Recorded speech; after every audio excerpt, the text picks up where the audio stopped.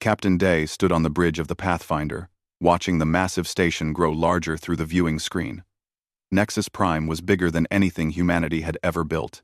It stretched across space like a floating city made of metal and light. Ships from hundreds of different worlds moved around it like insects around a lamp. Some were sleek and silver. Others looked like living creatures made of crystal or bone. Day felt his heart beat faster. This was it. Humanity's first real meeting with the rest of the galaxy.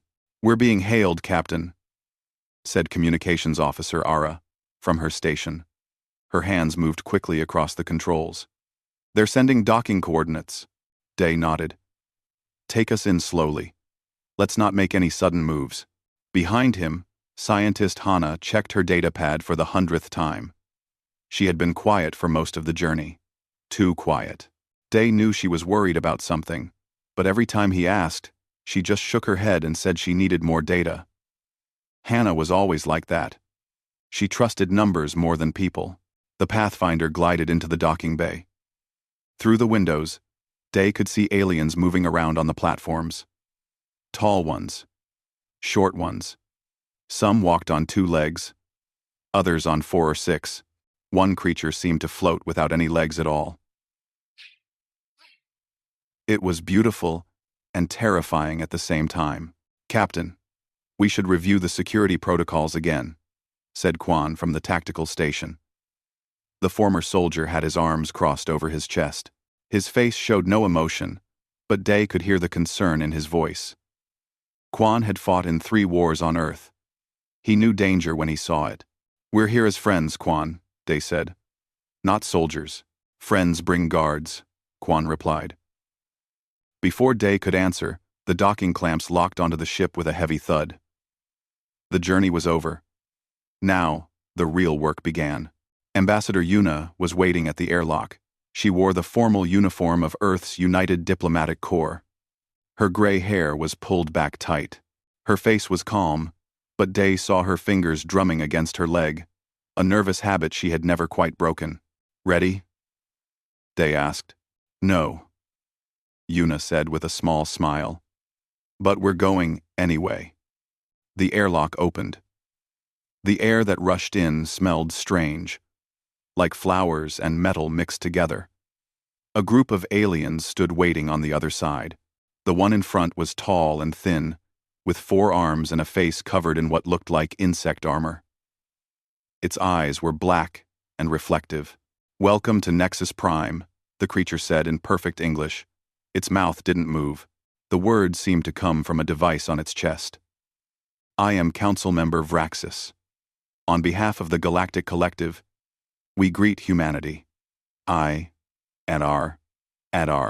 Yuna stepped forward and bowed slightly. "Thank you, Council Member. We are honored to be here." Vraxis led them through corridors that twisted and turned. The walls showed images of different worlds. Green planets. Red planets. Planets covered in water or ice, or strange purple forests. Between each image were symbols that Hannah's translator couldn't read. They entered a huge chamber. The ceiling was so high that Day couldn't see the top. Around them, hundreds of aliens sat in rising circles. Some watched with curiosity. Others seemed bored. A few looked at the humans like they were looking at insects. In the center of the chamber was a platform. Vraxis gestured for them to stand there. "Humans of Earth," Vraxis announced. His voice echoed through the chamber. "You have achieved faster than light travel. You have proven you are ready to join the greater community of intelligent species. The Collective welcomes you." Applause came from some sections. Others remained silent. Vraxis continued. "For 10,000 years, the Collective has maintained peace across the galaxy. We have ended wars. We have cured diseases.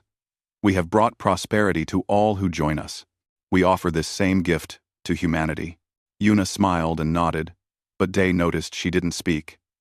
She was listening carefully, learning. While the ceremony continued, Hana slipped away from the group. She had requested access to the Collective's public archives. A small floating drone guided her to a massive library. The walls were covered in screens showing information in thousands of languages. Hana sat down at a terminal. Her fingers flew across the controls. She started searching for patterns in the data. How many species had joined the collective? How did they join? What happened to them after? The numbers started appearing on her screen. 847 member species. But as Hana dug deeper, she found something strange. The earliest records showed only 300 species. Where did the others come from? She checked the dates. All of them had joined within the last 1,000 years. She searched for information about these species before they joined. Most of the records were locked. But some fragments remained. She saw words like integration and optimization and genetic improvement. Her stomach tightened.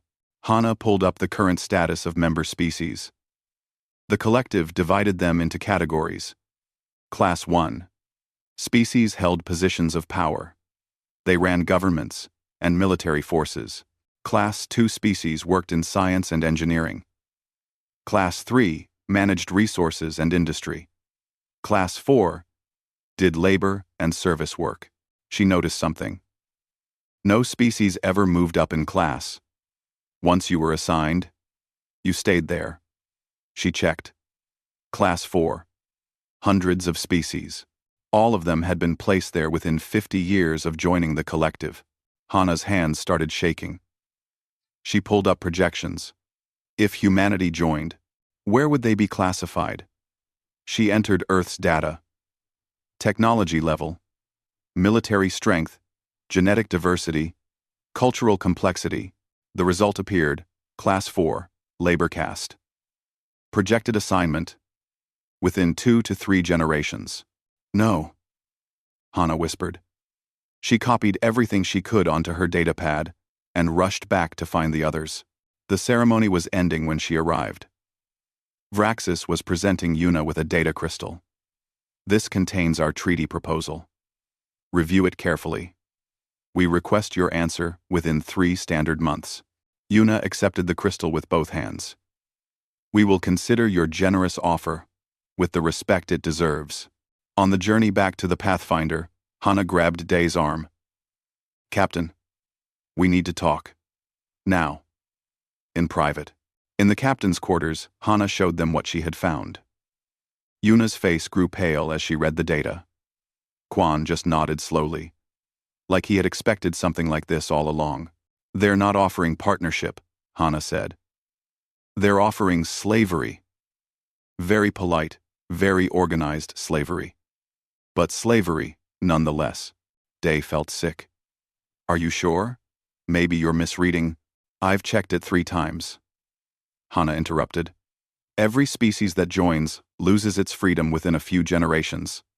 They call it integration. I call it subjugation. Yuna sat down heavily. Earth's governments are desperate to join. They see the technology, the medical advances, the promise of peace. They won't believe this. Then, we make them believe, Quan said quietly. Because, if we don't, humanity is finished. The Pathfinder left Nexus Prime and began the long journey back to Earth. Behind them, the massive station grew smaller. But Day knew the danger was just beginning. Somewhere in the darkness of space, the collective was already making plans for humanity's future. A future where humans would have no choice at all. 3 months passed too quickly. Earth's major cities buzzed with excitement about joining the Galactic Collective. News broadcasts showed images of alien technology and talked about the end of disease and poverty. Politicians gave speeches about humanity's bright future among the stars. But in a secure bunker beneath Seoul, a very different conversation was happening. The World Council chamber was packed. Representatives from every nation sat around a circular table.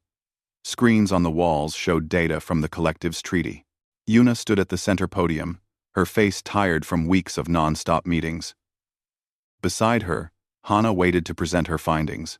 Members of the council, Yuna began. Before we vote on the collective's offer, you need to see what we discovered at Nexus Prime. The lights dimmed. Hana's research appeared on the screens. charts, graphs, historical records of other species. The numbers told a dark story. Every species that joined the collective lost its independence, Hana explained. Her voice was steady but urgent. Within 50 years, they were stripped of military control. Within 100 years, their cultures were erased. Within 3 generations, they became workers in a system they had no power to change. A representative from North America stood up. But look at what they're offering. Technology that can cure cancer. Ships that can cross the galaxy in weeks. Food production systems that could end hunger. How can we refuse that? Because the price is our freedom, Hana said. The medical technology isn't just medicine. I've analyzed the data. It includes genetic markers that make populations easier to control, more obedient, less likely to resist. Murmurs spread through the chamber. Some people looked shocked. Others looked skeptical. A representative from East Asia spoke next. Even if what you say is true, what choice do we have? The collective has shown us their fleet. Thousands of ships. Weapons we can't match. If we refuse, they'll isolate us, block our trade, maybe even attack us. They're already positioning ships around our solar system, Quan added from the back of the room. He had been monitoring collective vessel movements since they returned to Earth. 43 warships. They say they're there to protect us. I say they're there to make sure we accept. Yuna raised her hand for silence. I've spent my entire career building bridges between nations. I believe in diplomacy. But this isn't diplomacy. This is a trap, dressed up as an opportunity. For 3 days, the council debated. Arguments grew heated. Some representatives wanted to accept the treaty immediately. Others wanted more time. A few wanted to refuse completely. In the end, fear won. Fear of being left behind. Fear of the collective's military power. Fear of staying alone in a hostile galaxy. The vote came on the 3rd day. 72% in favor of accepting the treaty. 28% against. Yuna felt something break inside her when she heard the result. She had failed. Humanity had chosen to walk into the cage willingly, but not everyone accepted the decision. In the lower levels of Seoul, in the industrial districts where the council's security rarely went, a different kind of meeting was taking place. Quan stood before a group of soldiers, scientists, and engineers. Some were young. Some were old. All of them had one thing in common. They refused to surrender. The council has made their choice, Quan said. Now we make ours. We're going underground. We're taking weapons, supplies, and technology with us. When the collective comes, we'll be ready. A young woman stepped forward. Her name was Gina. She was barely 20 years old, but she was one of the best hackers on Earth. I can slow them down. Create backdoors in our systems before they take control. Make it look like everything is normal while we prepare. Quan nodded. Good. We'll need that. Anyone else? An engineer named Inho raised his hand. He was quiet and unassuming. The kind of person who could disappear in a crowd. I've been working on interface systems for collective technology. The stuff they sent us as goodwill gifts. I can make sure there are ways in. Ways they won't detect until it's too late. Do it, Quan said. We might only get one chance to use those back doors. Make them count. While the resistance organized in secret, Day was ordered back to Nexus Prime. He would formally deliver Earth's acceptance of the treaty. It was supposed to be a moment of celebration. Instead, it felt like a funeral. Yuna went with him. She had been quiet since the vote. But as they approached the massive station again, she pulled Day aside. I'm staying here. Day stared at her. What? The collective has offered me a position as liaison officer. They want someone who knows both human and collective protocols. I accepted. Quote, Yuna, you can't. They'll watch everything you do. Control everything you say. Ever. Tross. Ever. She smiled sadly. I know. But someone needs to be on the inside. Someone who knows what they really are. I've already started copying files. Information about their military systems, their government structure, their weaknesses. That's treason, Day whispered. If they catch you, then you'll make sure the information gets to people who can use it. She pressed a small data chip into his hand.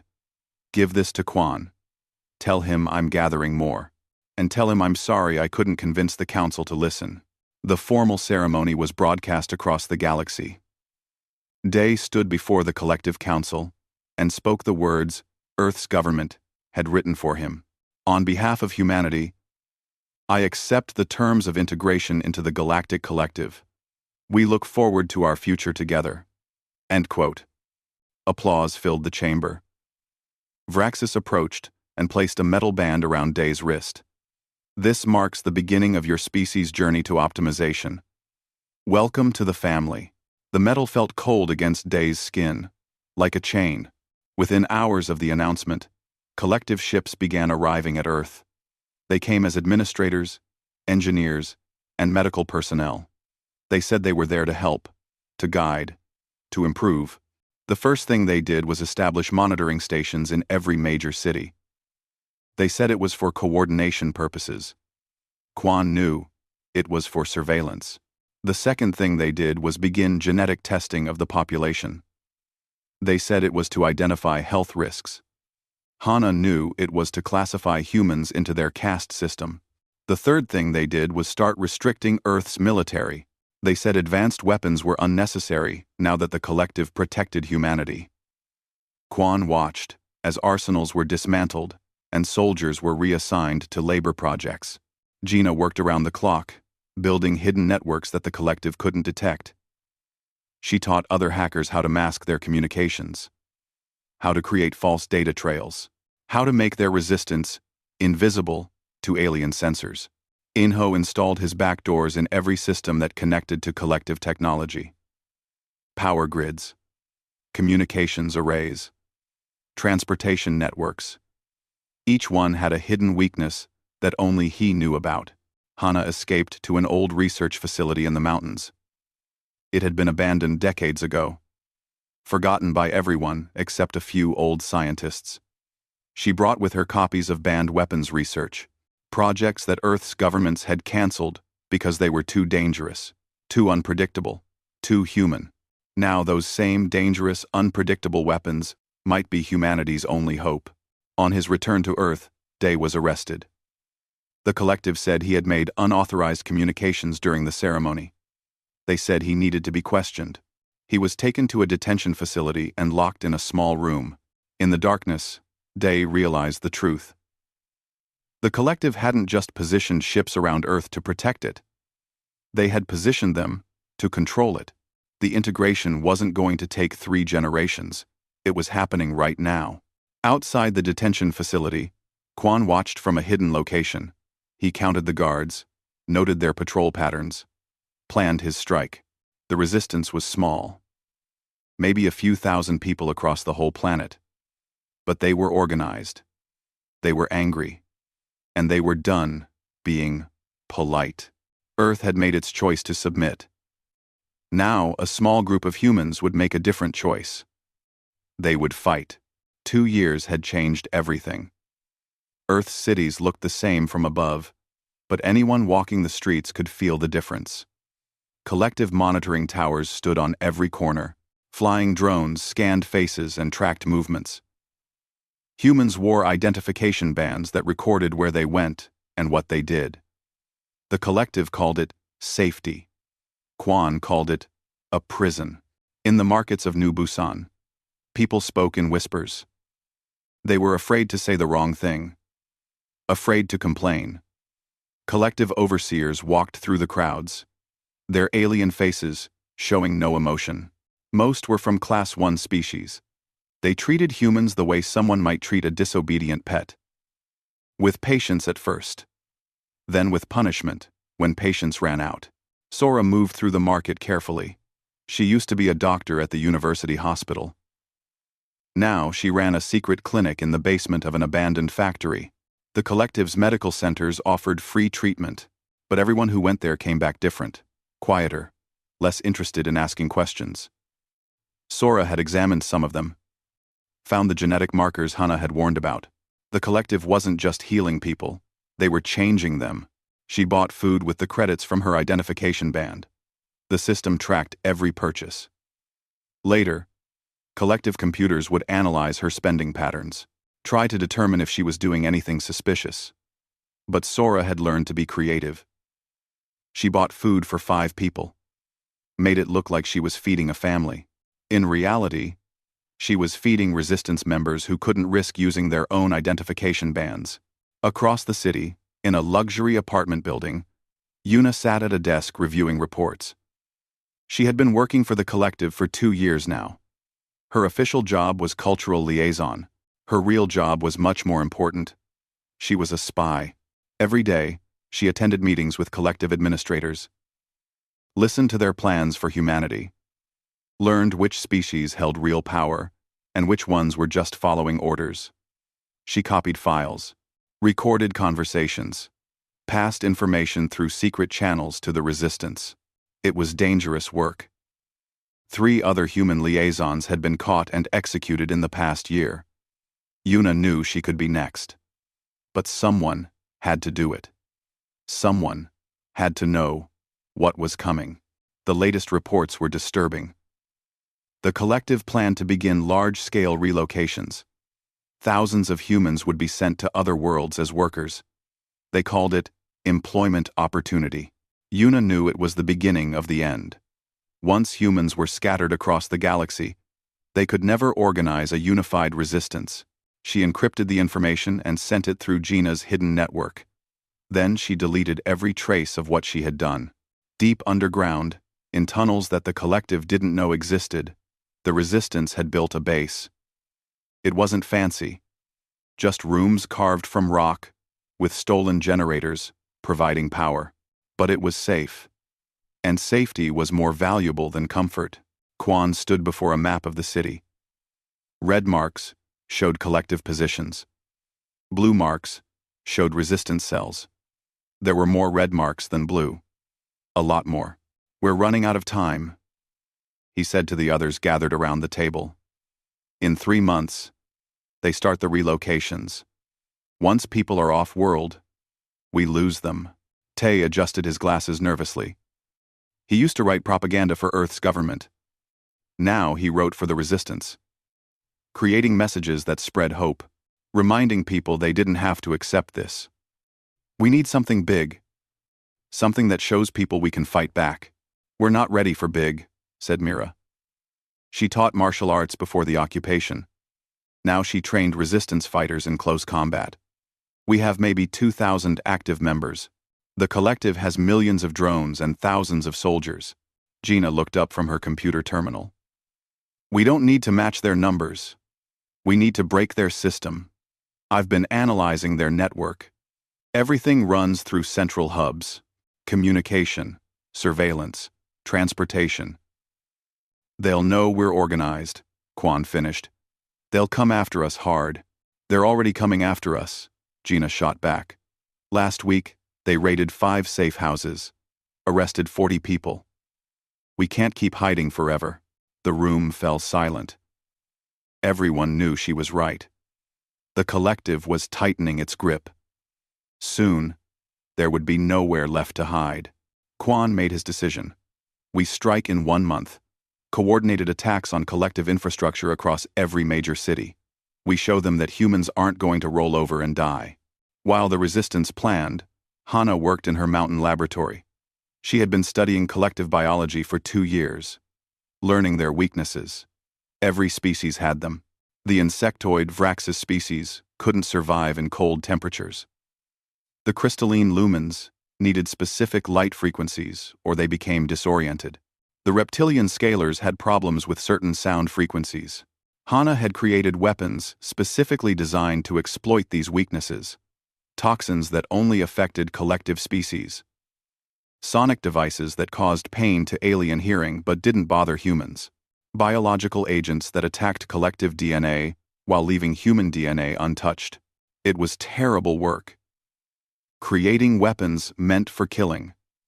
But Hana had stopped feeling guilty about it. The collective had started this. They came to Earth with smiles and promises.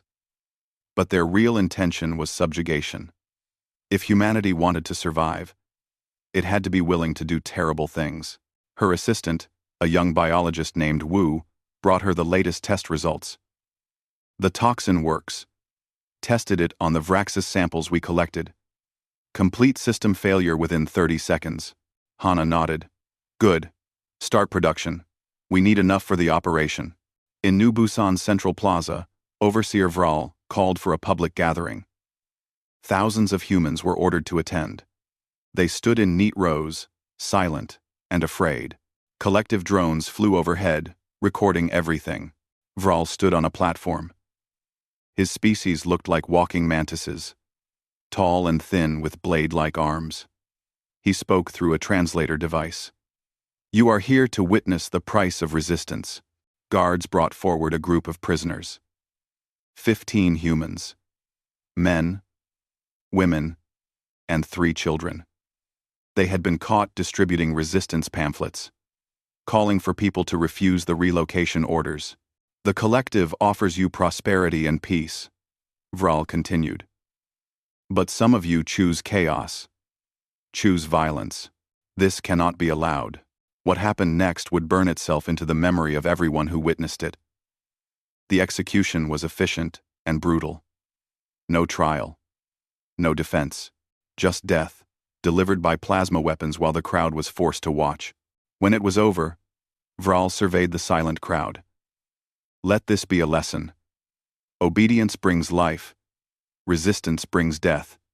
You may return to your homes. The crowd dispersed slowly, but something had changed. Sora saw it in people's faces. Not fear, anger. The kind of anger that burned cold and patient. The kind that waited for the right moment. By evening, videos of the execution had spread through Gina's hidden network. The collective thought they had made a statement about power. Instead, they had given the resistance something more valuable: motivation. Humans who had been cooperating with the collective suddenly found ways to help the resistance. Government officials secretly passed information. Factory workers sabotaged production quotas. Even some of the supposedly loyal identification band wearers started breaking curfew to attend secret meetings. The resistance swelled. What had been 2,000 members became 5,000. Then 10,000. The collective had made a critical mistake. They had shown humanity exactly what they would become if they didn't fight. In his cell, Day heard about the execution. He had been imprisoned for 2 years, subjected to questioning and psychological manipulation. The collective wanted him to make a statement. Tell humanity to accept their new place. Embrace the occupation. He had refused every time. Now, sitting in the darkness, he wondered if his refusal mattered. The collective was winning. Earth was falling. Maybe resistance was just prolonging the inevitable. Then, the wall of his cell exploded inward. Quan stood in the smoke and debris, a plasma rifle in his hands. Behind him were a dozen resistance fighters. Time to go, Captain. We need you. Day stumbled through the hole in the wall. How did you? In-hose back doors, Quan said with grim satisfaction. Turned off their sensors for exactly 90 seconds. Now run. They escaped into the tunnels beneath the city. Behind them, alarms screamed. The collective would be searching, but by the time they organized their response, Day would be safely hidden in the resistance base. As they ran through the darkness, Quan briefed him on the plan. The coordinated strikes, the weapons Hana had created, the network Gina had built, the intelligence Yuna had provided. We're going to hit them, Quan said. Day felt something he hadn't felt in 2 years. Hope. It was fragile and small, but it was there. Above ground, Overseer Vral reviewed reports of the escape. He was annoyed but not concerned. One prisoner didn't matter. The collective controlled everything that mattered. The military, The government. What Vral didn't know was that humanity had spent 2 years learning to fight from the shadows, learning to turn the collective's own systems against them, learning that sometimes the smallest resistance could bring down the largest empire. The countdown had begun. In 1 month, Earth would show the collective what happened when you pushed humans too far. The attack began at midnight across 12 time zones simultaneously. In every major city on Earth, resistance cells moved into position. They had trained for this moment for months. Now it was time to show the collective that humanity wasn't going to die quietly. In Tokyo, Gina sat in front of 12 computer screens. Her fingers danced across keyboards so fast they blurred. Around her, 20 other hackers worked just as frantically. They had one job: break into the collective's network and bring it crashing down. "I'm in," she whispered, then louder. "I'm in." The virus she had created began spreading through collective systems. It was beautiful in a way. Simple code that multiplied and adapted. Every time the collective security tried to stop it, it learned and changed. Gina had designed it based on human DNA, always evolving, always adapting. The kind of thing that rigid collective programmers could never predict. Communication towers went dark. Surveillance drones fell from the sky. Transportation systems stopped.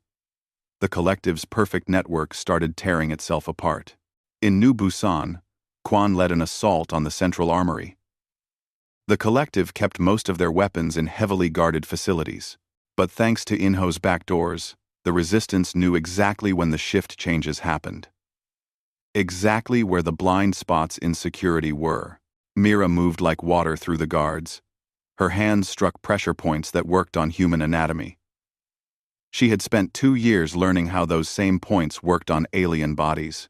A Vraxis guard collapsed, his nervous system overloaded. A scalar guard fell, gasping as Mira hit the spot that controlled his breathing reflex. The resistance fighters poured into the armory. They took plasma rifles, explosive charges, powered armor suits. Everything the collective had forbidden humans from touching. Within 10 minutes, they were gone, disappearing into the tunnels with enough weapons to arm 1,000 fighters. Across the city, similar raids were happening. The collective's carefully organized control was falling apart. They had prepared for open rebellion. They had prepared for riots. They had never prepared for this. Coordinated guerrilla warfare, executed with surgical precision. Overseer Vral woke to chaos. His communication device wouldn't work. When he tried to access the network, he got error messages. He ran to the window and saw fires burning across the city. Explosions lit up the night sky. "What is happening?" he demanded of his staff. No one had answers. The humans were supposed to be pacified, controlled. How were they doing this? In the mountains, Hana released her biological weapons. Small drones carried canisters of toxin into collective facilities. The security systems didn't detect them. They were designed to look for bombs and weapons, not for tiny flying insects that looked like Earth's native species. The toxin spread through ventilation systems. Vraxis soldiers began collapsing. Lumen administrators became confused and disoriented. Scalar guards fled from sounds that only they could hear. Within an hour, 3 major collective bases were completely paralyzed. Sora and her medical team moved through the chaos, treating wounded resistance fighters. She had set up mobile clinics in hidden locations throughout the city. Fighters who were injured in the attacks could get treatment without going to collective medical centers. "This one's bad," said a young medic, looking at a fighter whose leg had been badly burned by a plasma blast. Sora examined the wound. In the old days, this would mean amputation. But she had been studying collective medical technology in secret. Stolen equipment, forbidden techniques. She began working. Her hands steady, despite the sounds of fighting outside. 30 minutes later, the fighter was stable. The leg would heal. Sora had learned more about advanced medicine in 2 years of occupation than in 10 years of university. Desperation was a powerful teacher. At Nexus Prime, Yuna watched the reports coming in from Earth. Her heart raced with pride and fear. The resistance was doing it. They were actually fighting back. But she also saw the collective's response forming. Council meetings were being called. Military forces were being mobilized. She copied everything she could: fleet movements, strategic plans, weapons specifications. Then she sent it all through the hidden network to Earth. The resistance needed to know what was coming. A collective security officer appeared at her door. Liaison Yuna. The council requests your presence. Her blood ran cold. Did they know? Had they discovered what she was doing? Of course, she said calmly. Let me gather my materials. As she walked to the council chambers, she prepared herself. If they had caught her, she would die. But the information she had sent would live on. The resistance would know what to expect. The council chamber was filled with angry voices. Vraxis stood at the center, his mandibles clicking in agitation. The humans are rebelling. A species we classified as compliant. How is this possible? End quote. A Lumen representative shimmered with red light.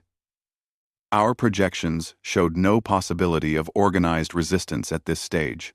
The psychological conditioning should have. Your projections were wrong. Vraxis snapped. The question is, what do we do now? A voice spoke from the shadows. It belonged to a species Yuna had never seen before, something ancient and powerful. Destroy them. Make an example. Show the galaxy what happens to species that resist. The chamber fell silent. Yuna felt sick. They were talking about exterminating humanity. That would be wasteful. Another voice said, humans have valuable genetic traits. Adaptability. Creativity. We should crush the rebellion but preserve the species for later optimization. Then we send the fleet. Vraxis decided. Overwhelm them with force. Break their spirit. Show them resistance is futile. The council agreed. Yuna bowed and left the chamber. As soon as she was alone, she sent an emergency message to Earth. Fleet coming. Thousands of ships. Prepare for total war. On Earth, Day received the warning. He stood in the Resistance Command Center, surrounded by screens showing battles happening across the planet. Quan stood beside him, along with Gina, Hana, and representatives from cells around the world. They're sending everything, Day said. If we stay on the ground, they'll burn us from orbit. Then we take the fight to space, Quan said. We've captured 20 collective ships. Small ones, but they're functional. Inho has been teaching pilots how to fly them. 20 ships against thousands? Someone said. No, Gina said, her eyes bright with fierce determination. That's a statement. They think we're weak. They think one show of force will break us. We show them that every human is a weapon. Every human is willing to die to stay free. Hana spoke up. I've modified the ships, added weapons based on collective technology but redesigned for human tactics. They're not stronger than collective ships, but they're more unpredictable, harder to counter. Day looked at the faces around him. Young and old. Scientists and soldiers. Teachers and engineers. All of them ready to fight. All of them knowing they might not survive. All right, he said. We make our stand. In space. On the ground. Everywhere. We show the collective what humanity really is. The resistance fleet launched from hidden bases around the planet. 20 ships against the darkness. They knew the collective fleet was coming. Knew they were outnumbered impossibly. But they launched anyway, because that's what humans did. When faced with impossible odds, they fought anyway. When told to surrender, they resisted anyway. When the universe said they should die, they decided to live anyway. Pilot Wu sat in the cockpit of a captured collective fighter. He had been a biology student before the occupation. Now he was flying into battle against a force that could destroy his entire planet. This is crazy. he muttered to himself. Then he smiled. Crazy was good. Crazy was human. The collective would never understand that. On the ground, collective forces were regrouping. They had been shocked by the initial attacks. Now they were responding with overwhelming force. Tanks rolled through city streets. Gunships filled the air. Troops in powered armor swept through buildings looking for resistance fighters. But for every resistance fighter they found, 10 more appeared. Humans using terrain they knew intimately. Fighting with weapons that broke every rule of conventional warfare.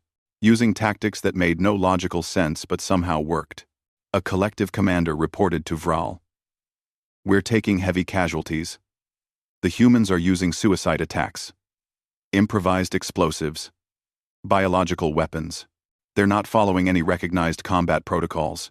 Then adapt, Vral ordered. They're primitives with stolen technology. Crush them. What Vral didn't understand was that the technology didn't matter. What mattered was the will to use it. And humanity's will was forged in 2 years of oppression. 2 years of watching their world taken from them. 2 years of rage and pain and determination. The battle for Earth had begun. And the collective was learning something terrifying. Humans didn't fight to win. They fought because surrender wasn't an option. And that made them the most dangerous enemy the collective had ever faced. In orbit above Earth, sensors detected the incoming collective fleet. Thousands of ships appearing out of faster-than-light travel. An armada meant to break humanity's spirit. Day opened a channel to all resistance forces. Ground and space. Every fighter heard his voice. They're here. The collective has come to end our rebellion. They think we'll break. They think we'll beg for mercy. They don't understand what they've created. They think they occupied Earth. They're wrong. They woke Earth up. Now, let's show them what humanity really is. For Earth. For freedom. For everyone who died believing we could fight back. 20 human ships accelerated toward thousands of alien vessels. Behind them, millions of humans prepared to fight on the ground. The odds were impossible. The outcome was uncertain. But humanity was done being afraid. The collective wanted Earth's submission. They were about to get Earth's fury instead. The first human ship to die was piloted by a woman named Bora. She was 19 years old. She flew straight at a collective battleship 10 times her size. Her weapons did almost no damage to its shields. So she did what the collective could never predict. She rammed it. Her ship punched through the shields at full speed. The explosion destroyed her vessel completely. But it also tore a hole in the battleship's hull. Atmosphere vented. Systems failed. The massive ship began to drift, damaged, and dying. The collective commanders couldn't believe what they were seeing. Did that pilot just commit suicide to damage one ship? They didn't understand. Every human pilot in that fleet was ready to do the same thing.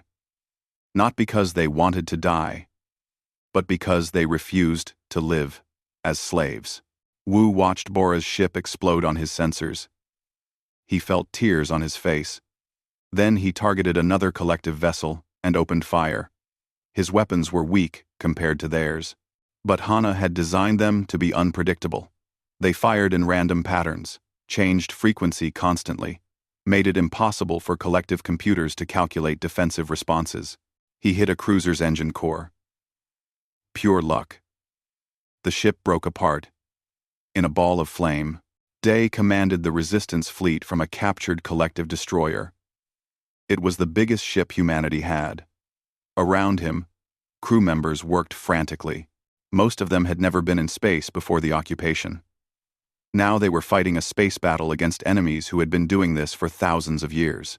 Incoming missiles, the sensor operator called out. 40 of them. Day gripped his chair. Evasive maneuvers. Deploy. Countermeasures. The ship twisted and turned. Missiles exploded around them. 2 hit the shields. The ship shook violently. Warning lights flashed across every console. Shields at 30%, someone reported. Return fire, Day ordered. Everything we have. The destroyer's weapons lit up space. They hit a collective frigate. damaged it, forced it to retreat. It wasn't a victory, but it was proof that humans could fight back. On Earth's surface, the ground war was just as brutal. Collective troops poured into cities. They expected quick suppression of scattered rebels. Instead, they found a population that had turned into an army. Mira led a cell through the streets of Seoul. Behind her, 30 fighters moved in perfect coordination. They had been training for months, learning how to fight against enemies with better weapons and armor. A collective tank rounded a corner. Its plasma cannon could level buildings. Mira didn't run. She signaled to her team. 3 fighters fired grappling hooks. The cables attached to the tank's armor. They climbed up its sides while the tank crew tried to shake them off. Inho had taught them where the weak points were. The sensor arrays, the ventilation ports, the ammunition feeds. The fighters placed explosive charges on each one. Then, they jumped clear. The tank exploded from the inside. Collective infantry nearby scattered in confusion. Mira's team was already gone. Disappearing into alleys and buildings, they knew better than any alien ever could. This same scene repeated across hundreds of cities. The collective had superior technology. Humans had home field advantage and absolutely nothing left to lose. In New Busan, Quan organized the defense of the old port district. Collective forces were trying to establish a landing zone there. If they succeeded, they could bring in heavy reinforcements. Quan wouldn't let that happen. He had positioned fighters in every building, on every rooftop, in the sewers and subway tunnels. The collective troops marched into what looked like empty streets. Then the entire district became a killing zone. Sniper fire from hidden positions. Explosives triggered by remote. Chemical weapons that Hana had specifically designed to target alien biology. The collective troops had armor and weapons, but they were fighting ghosts who struck and vanished before they could respond.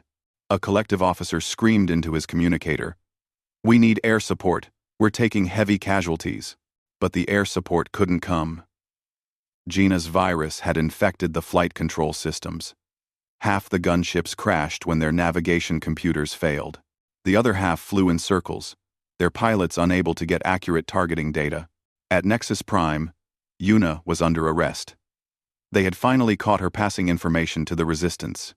She sat in a cell, waiting for execution. She wasn't afraid. She had done what needed to be done. The cell door opened. A lumen guard shimmered in the doorway. But something was wrong. Its light pattern was irregular, unstable. "Liaison Yuna," it said. "My name is Crystalis. I was assigned to watch you. I read the files you copied. The evidence of what the collective really does to member species.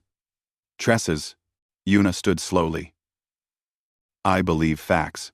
My species was one of the first to join the collective. We were told it was partnership. It was subjugation. We've forgotten what freedom feels like. But watching humanity fight has reminded me." Crystalis unlocked the cell. "Others are waking up too. Species that have been controlled for so long, they forgot they could resist. Your rebellion is spreading beyond Earth." "Where are we going?" Yuna asked. "To the communication center. We're going to broadcast the truth to every world in the collective. Show them what humans are showing us. That resistance is possible." They moved through corridors, avoiding security. Crystalis knew the station better than any human could. They reached the communication center. Crystalis accessed the systems with authorization codes that Yuna could never have obtained. "You have 5 minutes before security overrides my access," Crystalis said. Yuna sat down at the console. Her fingers moved quickly. She uploaded everything, every file she had copied, every piece of evidence showing the collective's crimes, every secret about how they controlled member species. Then she opened a live broadcast channel. Her face appeared on screens across thousands of worlds. "My name is Yuna. I represent humanity.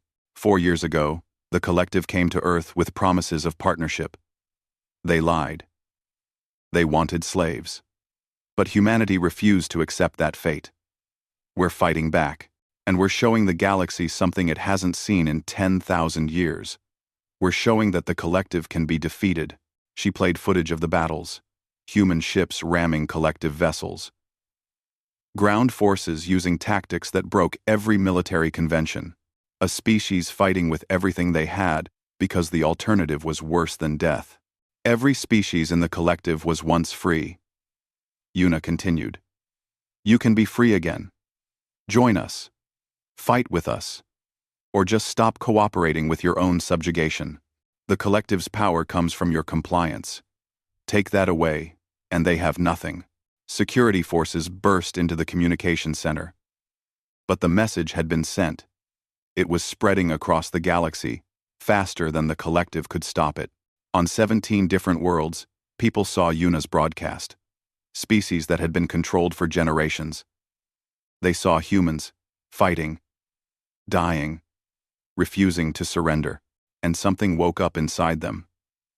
Something that had been sleeping for too long. Riots began on mining worlds. Workers on factory planets stopped production. Soldiers from subjugated species started deserting. The rebellion was spreading. The collective council gathered in emergency session. Vraxis was no longer calm and confident. He looked like an insect backed into a corner. This is spreading out of control, a council member said. If we don't stop the humans now, we could lose everything. Then we destroy Earth completely, Vraxis declared. No survivors, no prisoners. We show the galaxy what happens to species that resist. The order went out. Every collective ship in Earth's orbit was to open fire. Burn the planet until nothing lived. But the collective had made a fatal mistake. They had focused all their attention on Earth. They hadn't noticed that their own member species were turning against them. A class, 3 species had been operating most of the collective's maintenance systems for centuries. They had access to everything. And they had seen Yuna's broadcast. When the order came to destroy Earth, they made their choice. Systems across the collective fleet began to fail. Weapons wouldn't fire. Shields dropped. Engines went offline. The member species who had been invisible servants for generations were suddenly the most dangerous enemies the collective had. Day saw the collective fleet faltering on his sensors. What's happening? Gina checked her data streams. Then she started laughing. It's not just us anymore. Species all over the collective are sabotaging their systems. The rebellion is spreading. Quan's voice came through the communication channel from the ground. The collective troops are retreating. They're trying to get back to their ships. Across the galaxy, the collective was collapsing. Not from military defeat. From the simple fact that billions of beings had decided they were done being controlled. At Nexus Prime, Crystallis led a group of lumens to the council chamber. They had been guards and servants for so long that the council had forgotten they could be anything else. The collective is over, Crystallis announced. We're taking you into custody. You'll stand trial for crimes against all the species you've subjugated. Vraxis tried to run. He didn't get far. Too many species had too many reasons to want him captured. The war continued for 3 more years. But the collective as an organized power was finished. Some species remained loyal to the old order. But most chose freedom. The galaxy that emerged from the chaos was messier. Less organized. But it belonged to the people living in it, not to a council that controlled them. Earth became the meeting place for the new alliance. The Free Systems Accord. Not a collective, not an empire. Just an agreement that species would deal with each other as equals, help each other when possible, fight together if threatened, but never control each other. Day stood in the same chamber where Vraxis had once welcomed humanity to the collective. Now, it was a court. The former council members sat in cages, facing judges from hundreds of worlds, species they had controlled, species they had crushed, species that now had the chance to speak their truth. Quan had retired. He lived quietly on a colony world, teaching military history. Students came from across the galaxy to learn from the man who had organized Earth's resistance. They wanted to know how a primitive species with inferior technology had defeated the most powerful empire in the galaxy. Quan always gave them the same answer. We fought because we had no choice. And we won because we refused to accept defeat. That's all. Nothing magical. Just humans being what humans are. Stubborn. Hana worked at a research institute that studied xenobiology. Species from across the galaxy came to share their knowledge freely. Science without control. Discovery without exploitation. She had 3 assistants now, all from different species. All refugees from the collective, who wanted to build something better. Sora ran a hospital that treated patients from any species. No cost. No questions. Just help for anyone who needed it. It was the kind of medicine she had dreamed of practicing before the occupation. Now it was reality. Gina designed communication networks that couldn't be controlled by any central authority. Independent systems that let species talk to each other without anyone listening in. Freedom of information, freedom of thought, the things the collective had tried to destroy. Yuna wrote the history of everything that had happened. When they demanded, "We kneel," we taught them to stand. It became required reading in schools across hundreds of worlds, not because any government mandated it, but because people wanted their children to remember what freedom cost. 10 years after the collective fell, a new species made first contact with humanity. They approached Earth's space with weapons, ready, defensive, and cautious. Their first message was simple. We know what you are. You're the species that destroyed the collective. We won't submit to you. Day was the one who responded. He was older now, tired, but his voice was steady. We don't want your submission. We want friendship, trade, cultural exchange. But understand this. If you come as conquerors, you'll learn the same lesson the collective learned. Humanity doesn't surrender. And now, we're not alone. Hundreds of species learned from us. We all fight together now. The new species considered this. Then they lowered their weapons. Then let's talk as equals. Day smiled. That's all we ever wanted. The galaxy wasn't perfect. There were still conflicts, still problems, still species that tried to dominate others. But the time of empires controlling everyone was over. Humanity had shown the galaxy something it had forgotten. Freedom was worth fighting for. And anyone who forgot that would face the same fate as the collective. Not because humanity was special, but because once people learned they could resist, they never forgot. Earth had been meant for subjugation. Instead, it became the spark that lit freedom across 1,000 worlds. And the collective, which had ruled for 10,000 years, fell in less than 5. All because they never expected Earth's defiance.